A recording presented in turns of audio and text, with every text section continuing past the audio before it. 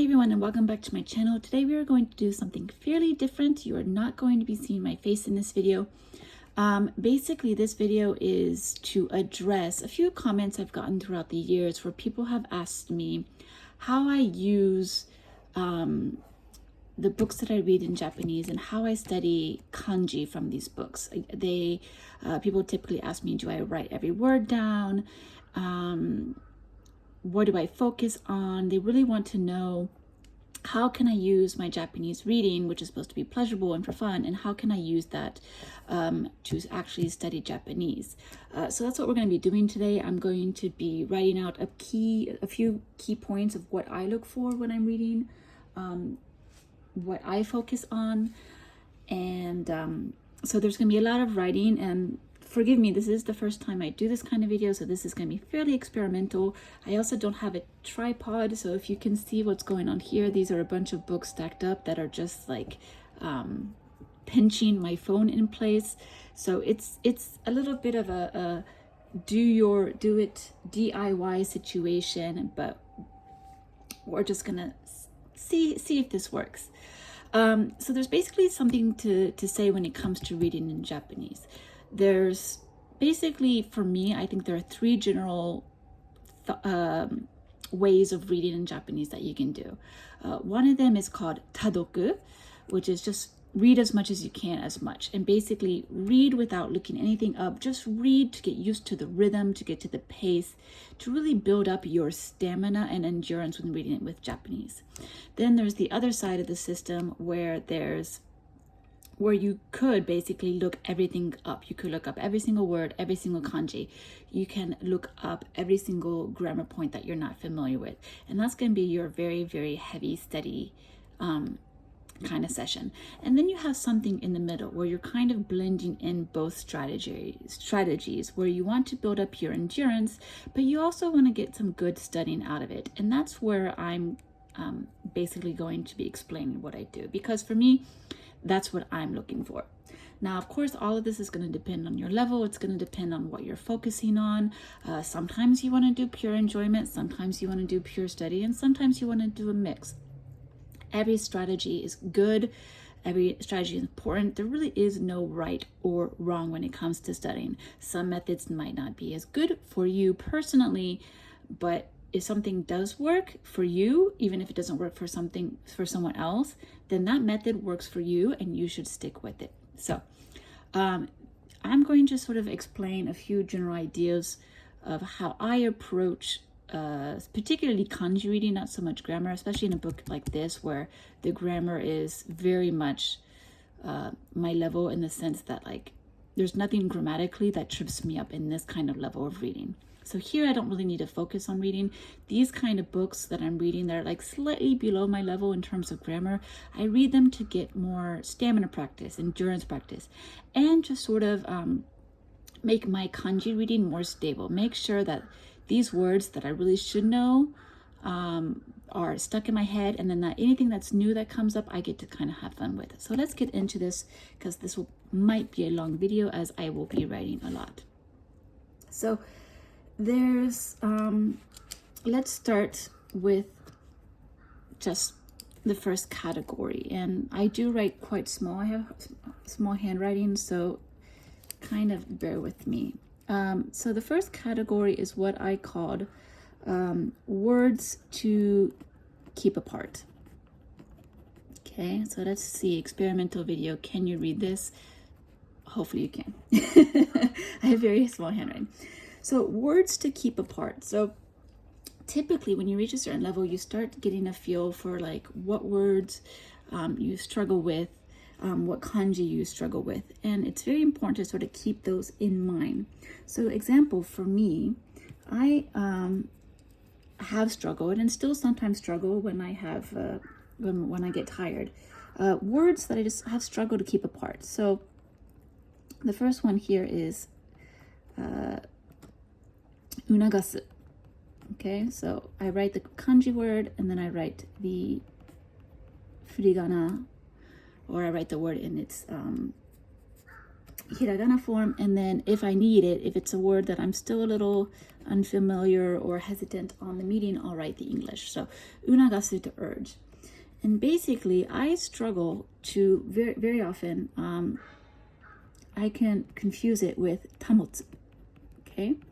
Technically, they don't look the same, but in my brain, they kind of do. So again, this is all personal. This is all depends on you and where you're at in your studies. Don't even be embarrassed. There are some things that you will be strong at that others will be weak at. And there are some things that you will be weak at and others will be strong at. Don't let someone tell you, oh, you should know this by now at your level. Like, why are you this stupid? Like, you should know this. It's like, well, okay. Think about it this way.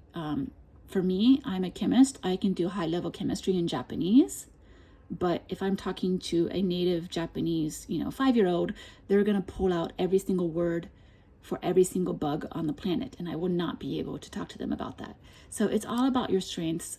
It's all about your interests. It's all about what your priorities are. So don't let people bring you down. So anyone who's telling me, Tokyo chemist, you're a really high level, why can't you tell the difference between unagasu and tamotsu? Well, you know what? That's just how my brain works. So here I want to separate them out. So when I have pairs like this of words I want to keep apart, I realize that I keep tripping up on them. I want to properly write them out and distinguish them.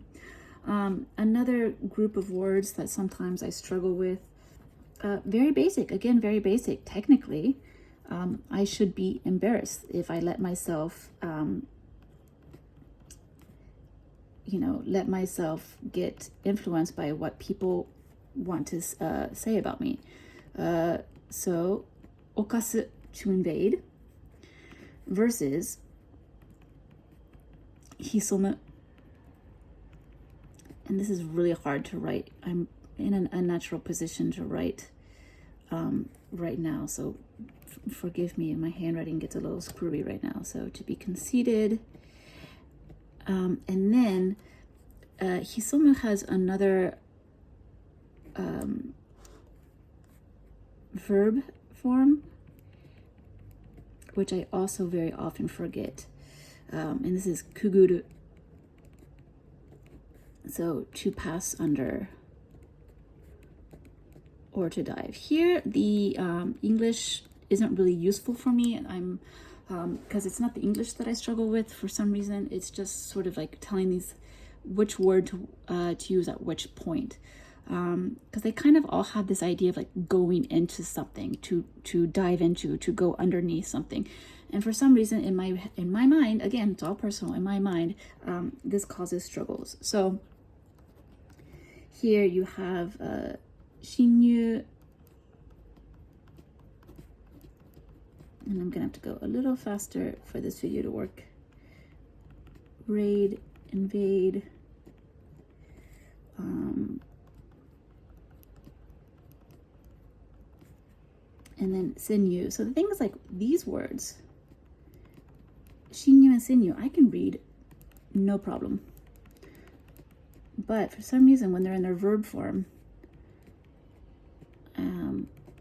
my brain just decides not to work, okay?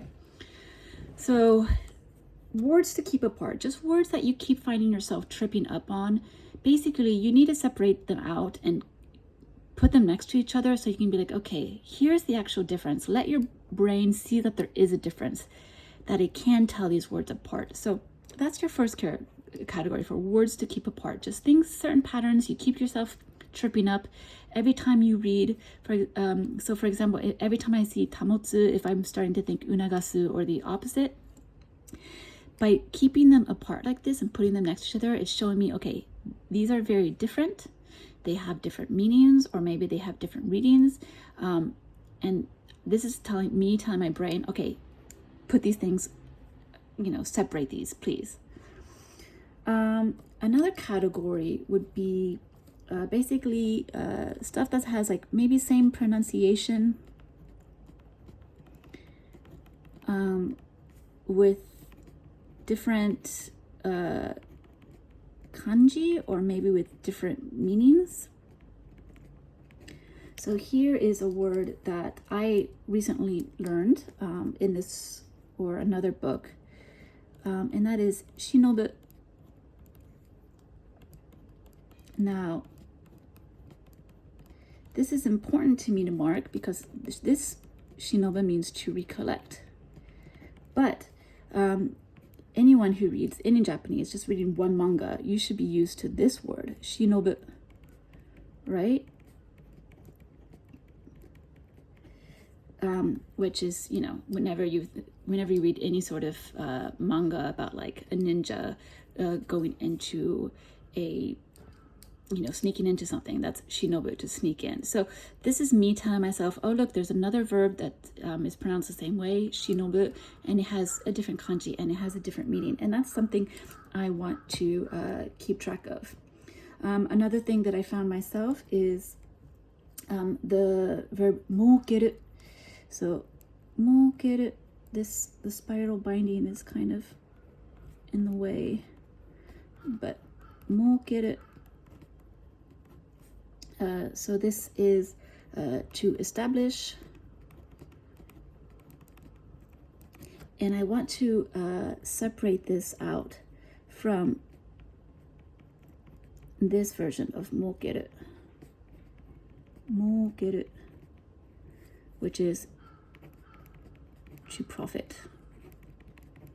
Okay, so it's very important for me that I learn to separate these apart and learn that there are two different verbs that are pronounced mokeru. So this is another category, same pronunciation, different kanji meanings. Another category is what I call discovering like onyomi and making connections. And this is probably actually the most important thing. It's making connections. The whole point of all of this is actually to make connections. So for example, the first category, where it was words to keep apart, we wrote the words next to each other to make like a connection. At that point, it was making a connection that the words are separate. In this next category, we're going to use the similarities between kanji to make connections. So for example, one word that I have learned recently is itsukushimu. Okay, itsukushimu. Okay, itsukushimu.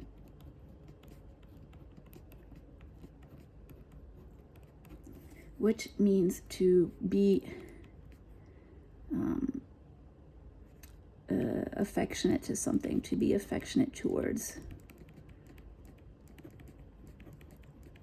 Okay, and so when I was reading, this verb, itsukushimu, came out a lot of times. And then, so this is a verb form, but then I discovered the onyomi because there was there was a word that came up pretty soon after that, was called jihi. So this helped me discover the onyomi of this word, jihi. So underlining the ji, which means mercy and compassion. And so then here's where I'm going to make the connection, where this is ji, right? And this kanji, I realized, wait, that looks a lot like jishaku. Jishaku meaning magnet. So this time I write magnet. Okay.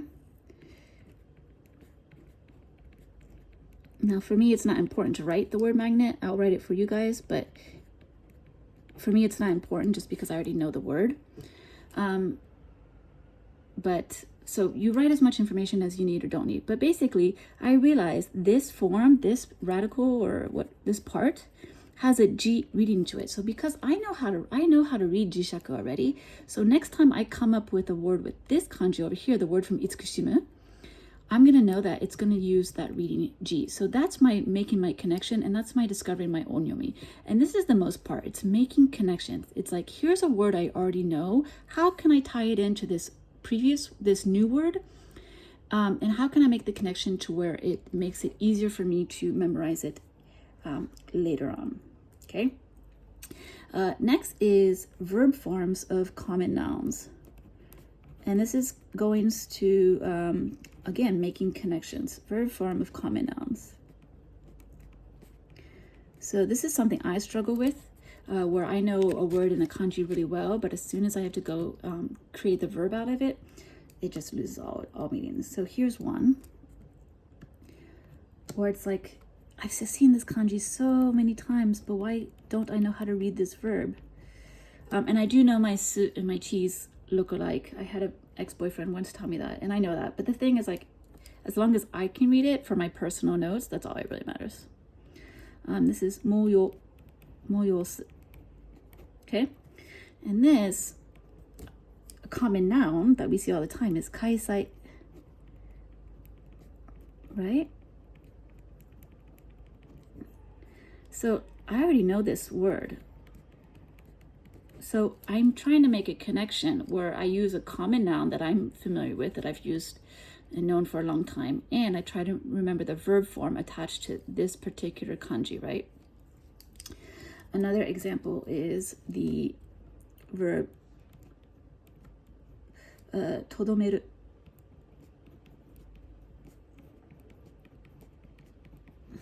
Todomeru.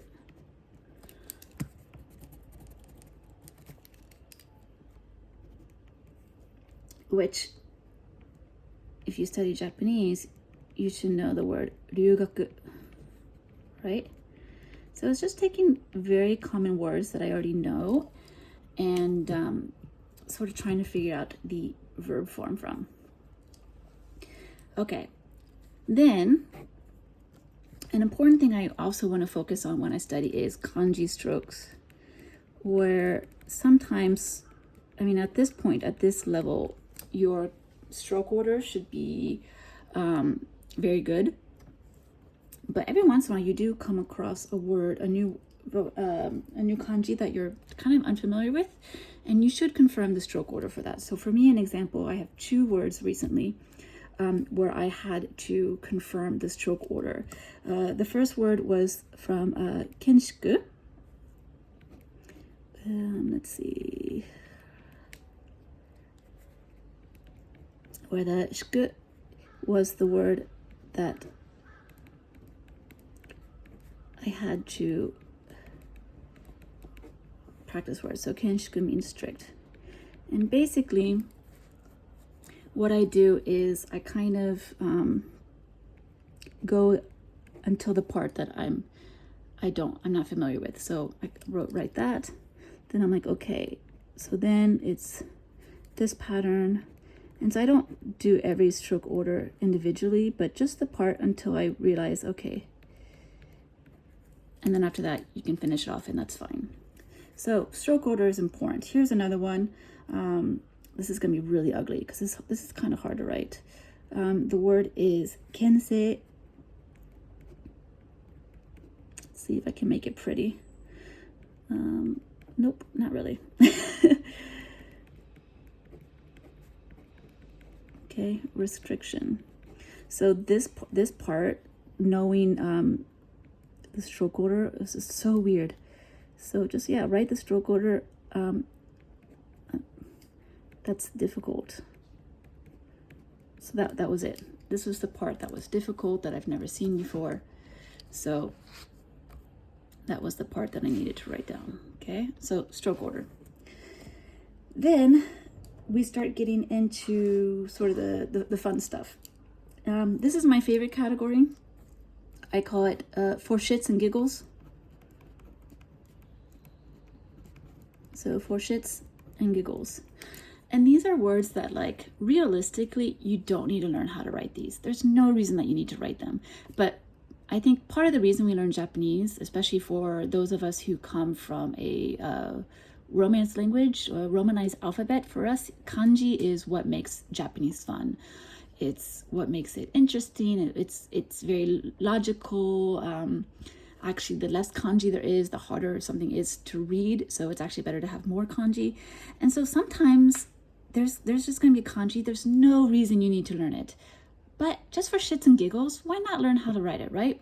A very common word, for example, that a lot of amateur Japanese students learn is they decided to learn how to write the kanji for bara, for rose. That's totally unnecessary. No one needs to know how to write that word in kanji. It's just useless. But, for shits and giggles, it is fun to try it and learn it. Now, please, please, please don't go to Japanese people and be like, look what I can do. Like, can you write this word in kanji? It's like, no, they probably cannot. But the thing is that they can write every other word that you can't write because you've been focusing on writing a kanji that's useless. But anyway, with that aside, for shits and giggles, so for me, one example, this was a word I learned a long time ago. I can't write this kanji now off the top of my head. But at that time, I just thought it looked really cool. And so I wanted to write it. And so that word is tamerau. And the thing is that tamerau is a very important word to know. Like, tamerau means to hesitate. Like, that's a word you need to know. You don't need to know the kanji for, or you don't need to know how to write the kanji. But, for shits and giggles, just for fun, right? So let's write it. Let's see. It's this. This. After that, it's this. And then again, same radical. And then it's just this, right? So, tamerau. Okay? Or you should know how to say it in this way as well. Chucho suru. Chucho. And this would be in the pseudo form. So, tamerau or chucho suru. So yeah, this is a kanji you don't need to learn how to write. It's just absolutely useless. It's pointless. Like no one's gonna have to write this ever again. But for shits and giggles, like yeah, it's fun to write. Okay, so why not do it like once or twice when you book? When you see a really cool looking kanji that you want to learn how to write just for fun, yeah, just do it. Why not? Along those lines, kanji words, so the kanji form of words I already know, right? Because a lot of times these words are written in hiragana, but an author might decide to write them in kanji form. That's a stylistic choice, and it's something that makes Japanese fun, right? Where you can present a kanji, or you can just use a hiragana form. So it's fun sometimes to figure out, like, to see a word you know really well and see its kanji form. So a good example is itazura. Ooh, my hand slipped on that one. My handwriting is so bad in this video because I'm trying to write as quickly as I can to make sure it doesn't get too long. So forgive me for that. I have to say, I think I actually do have good handwriting, if I do say so myself. So yeah, itazura, right? Itazura is a prank. So it's just fun. Like, I don't need to know how to write that kanji, but every once in a while and usually it comes out in hiragana form in a book, but when it does come into its kanji form, it's nice to know. Another good example is oshare. This shows up in novels quite often.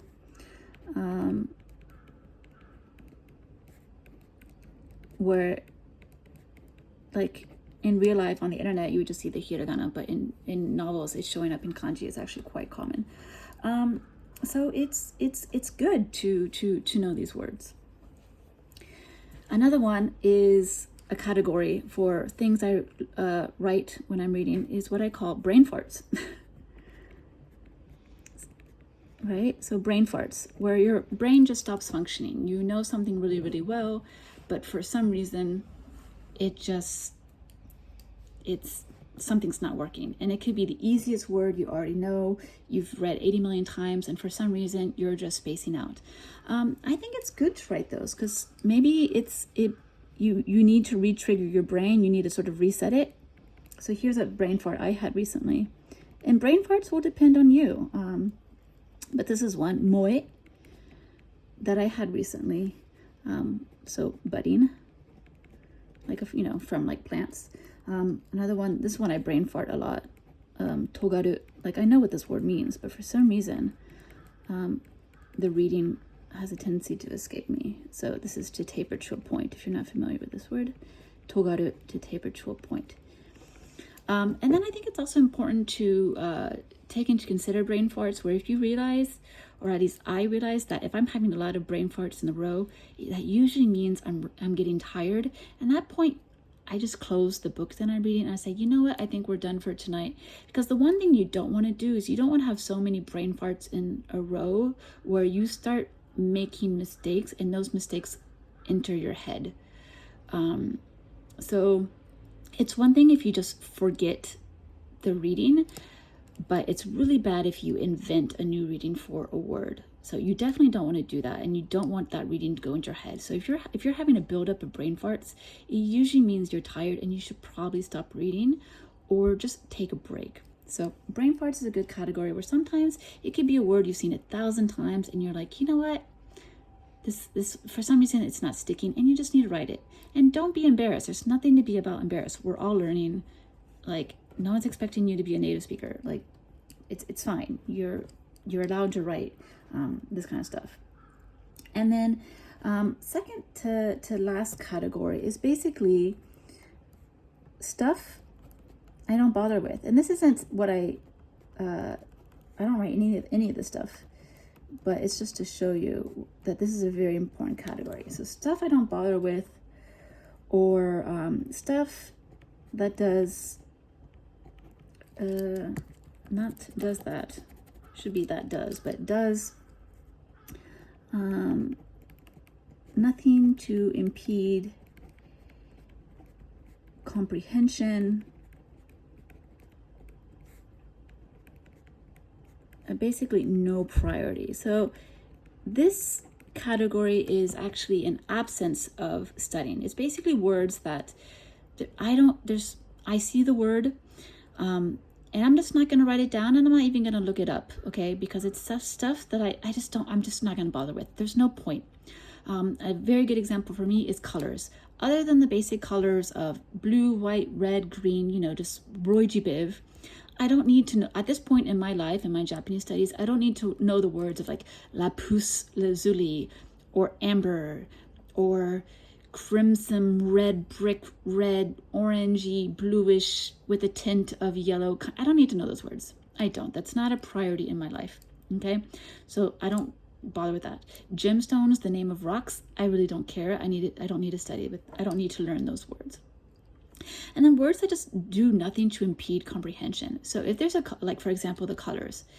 If the character's scarf is red, like if it's just red, like aka, like okay. But if it's maroon, brick reddish with a tint of orange, that kind of word, like okay, the scarf is a shade of red. That's all I need to know. That doesn't, knowing that word or not knowing that word does not impede any sort of comprehension of the text. So there's no reason for me to study that word and to focus on looking it up or looking up the exact shade of red it is. So again, no priority.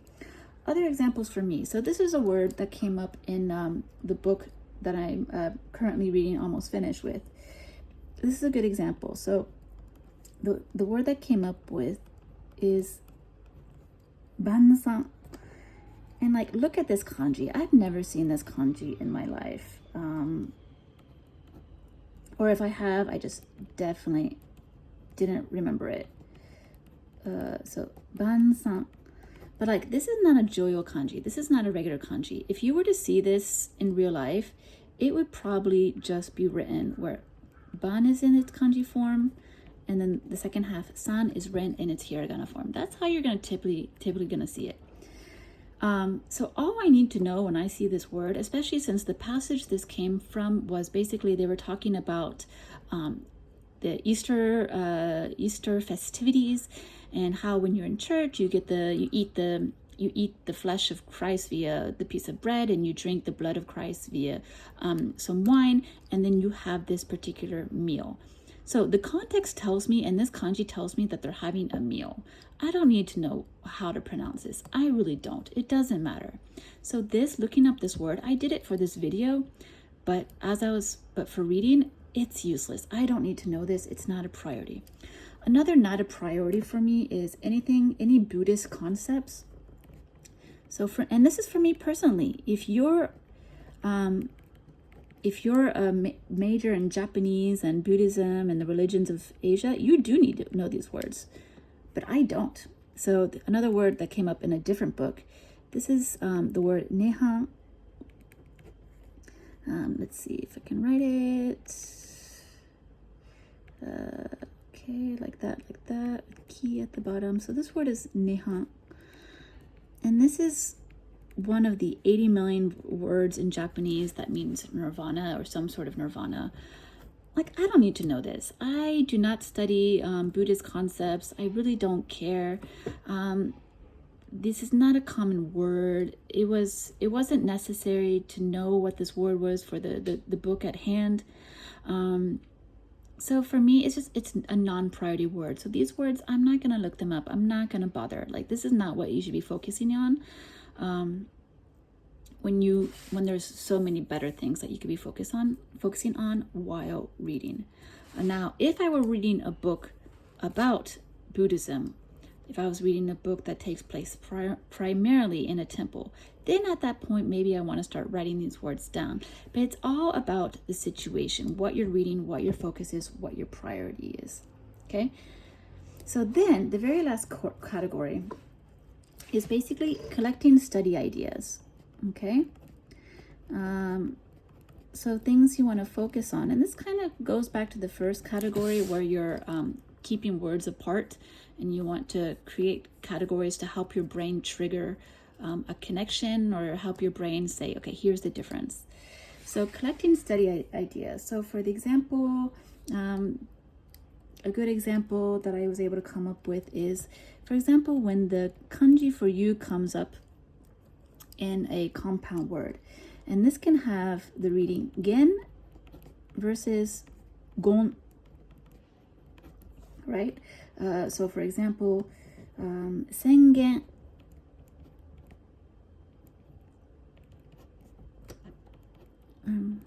okay, sengen versus mugon.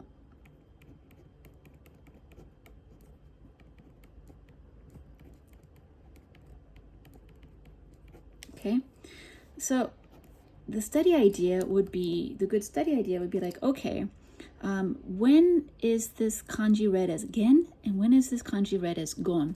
And that's something you might think to yourself, okay, I need to look up this this online. So you would just write this kanji gen ka gon yomikata. So this is the type of Google search you would do, and there's a lot of pages that actually will give you that information. Another good one is for this kanji, right? When is it that I read it as o versus when do I read it as dai? Okay, so there you go. These are the type of things that I look out for when I am reading a book in Japanese. I do write more verbs. I tend to do more of a serious study when I read kanji because at this point in my life, I don't read textbooks. I don't do any proper like flashcards. I've never used Anki in my life. So for me, I need to study or I need to write more words in these books because otherwise I have no other means of studying. But for someone else who does still use uses flashcards and textbooks, and maybe you don't need to write every single word, and you should just keep like certain categories of interest for you in mind. So anyway, that's kind of what I do when I'm reading. Let me know if you how you study and what you do, because it's always good to like share methods. Now, don't criticize someone else's method. Even if like it's really I don't know, how should I say this? There are actually some methods that are just poor and just not good. For example, writing romaji on everything. That's really not good. You really should get rid of romaji as quickly as possible. But for the most part, like I said, if the method works for you, then it works for you. Even if it doesn't work for someone else, like if it works for you, it works for you. The only thing is just don't create bad habits. And writing romaji, I think, is one of those. But yeah, anyway, this is what I do personally. I hope this gives you a few ideas of things you can do for yourself, things you can look for when you start reading, and whatnot. So anyway, like, again, like the shits and giggles, have fun. Don't forget to have fun. Like, you're learning Japanese, hopefully, because it's a language you really like, you really love it. It's something you've always wanted to do. Like, don't forget to have fun. You're allowed to do, you know, the shits and giggles kind of stuff. It's like, why not? Just don't be obnoxious about it. Anyway, that's it for today. Thank you so much for watching, and I will see you guys in my next video. Bye.